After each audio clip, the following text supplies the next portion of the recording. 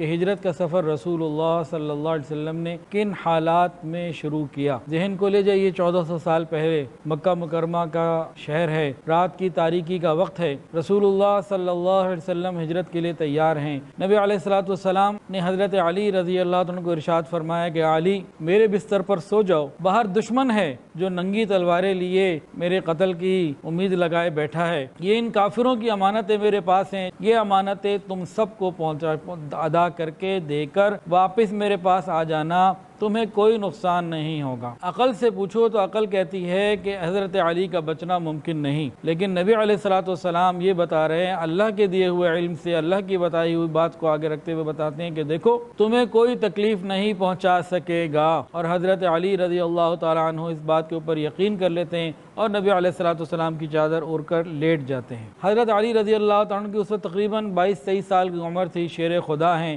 ان کی شجاعت تو بہت ہی مشہور و معروف ہے۔ یہ جانتے تھے کہ نبی علیہ الصلوۃ والسلام جب نکل گئے تو کل کا دن میرے لیے بڑا مشکل ہو، لیکن ہمت اور حوصلہ دیکھیے اور یقین دیکھیے حضرت علی رضی اللہ تعالیٰ عنہ کا نبی علیہ السلام کی اس پیشن گوئی کے اوپر کہ تمہیں کوئی کچھ نہیں کر سکے گا۔ حضرت علی لیٹ گئے، نبی علیہ الصلوۃ والسلام جب باہر نکلیں تو آپ نے سنا ابو جہل بدبختوں کا سردار یہ کہہ رہا تھا کہ دیکھو محمد صلی اللہ علیہ وسلم کہتا ہے کہ تم اس کا دین قبول کر لو تو تم عرب اور عجم کے مالک بن جاؤ گے، مرنے کے بعد پھر زندہ کیے جاؤ گے اور تمہیں اردن جیسے باغات ملیں گے، اور اگر تم نے اس کا دین قبول نہ کیا تو تمہیں سزا ملے گی۔ یعنی وہ مذاق اڑا رہا تھا بدبخت، اپنے ساتھیوں کو کہہ رہا تھا کہ دیکھو ہم تو اس حال میں ہیں کہ بس انہوں نے باہر آنا ہے اور لمحے کی بات ہے اور کچھ بھی نہیں۔ تو ان کی یہ بات کتنی عجیب ہے کہ وہ ان کے ماننے والے عرب اور عجم کے بادشاہ بنیں گے جبکہ خود ابھی مشکل میں پڑے ہوئے ہیں۔ نبی علیہ الصلوۃ والسلام نے یہ باتیں سنی اور آپ نے اس کو زیر لب جواب دیا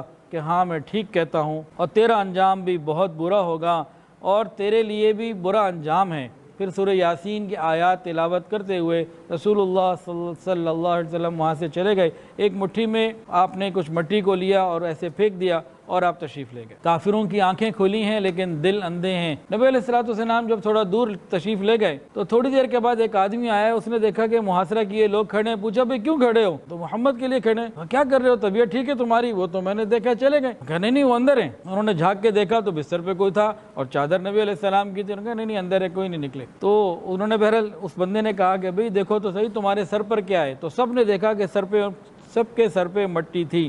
اس مٹی کی طرف سے اشارہ کیا تھا کہ اب تم مٹی ہونے والے ہو۔ ساری رات تو انتظار کرتے رہے، صبح ہو گئی، دیکھا حضرت علی رضی اللہ تعالیٰ عنہ دماغ چکرا گئے، کچھ سمجھ میں نہیں آیا۔ اب علی کو پکڑ لیا، کدھر ہے محمد؟ میں فرمایا کہ باہر تم ہو میں اندر ہوں، تو مجھے تم بتاؤ میں تمہیں کیا بتاؤں۔ خیر انہوں نے پکڑ لیا اور کچھ مارنے کی بھی کوشش کی لیکن بہرحال ان کو چھوڑ دیا۔ اور جیسے ان کو پتہ لگا کہ حضور پاک صلی اللہ علیہ وسلم تشریف لے گئے، یہ کہاں گئے؟ پورے مکہ کو چھوڑ کر صرف صدیق اکبر کے ہاں گئے کہ وہ جانتے تھے کہ صدیق سے زیادہ بڑا محبت کرنے والا خادم اور عاشق کوئی بھی نہیں۔ کافر بھی اس بات کو جانتے ہیں کہ نبی علیہ الصلوۃ والسلام کے جو سب سے مخلص ترین ساتھی ہیں وہ صدیق اکبر ہیں۔ وہاں سے کوئی رپورٹ پتہ نہ چلی۔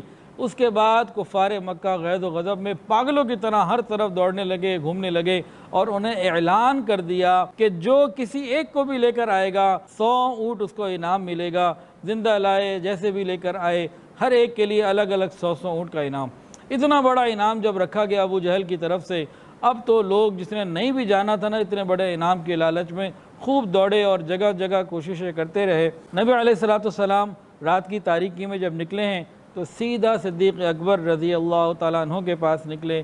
وہاں سے جب نکلے تو ایک مقام تھا، اس کا نام کتابوں میں حزورہ لکھا ہے، بہرحال جو بھی اس کا نام تھا، ایک ٹیلہ تھا، اس ٹیلے کے پاس کھڑے ہو کے مکہ مکرمہ کو مخاطب کر کے فرمایا کہ مجھے معلوم ہے تو کرۂ ارض پر سب سے بہتر جگہ ہے، اللہ کو سب سے زیادہ محبوب، اگر میری قوم مجھے نہ نکالتی تو میں تجھے کبھی نہ چھوڑتا۔